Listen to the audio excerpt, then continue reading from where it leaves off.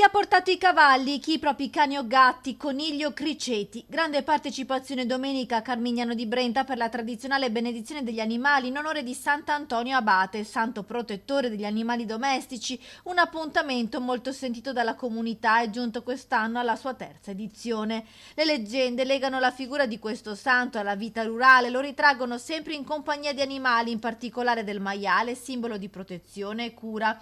Nel tempo la sua ricorrenza è diventata occasione di benedizione e di affidamento degli animali, riconoscendone il valore affettivo, sociale e culturale all'interno della comunità.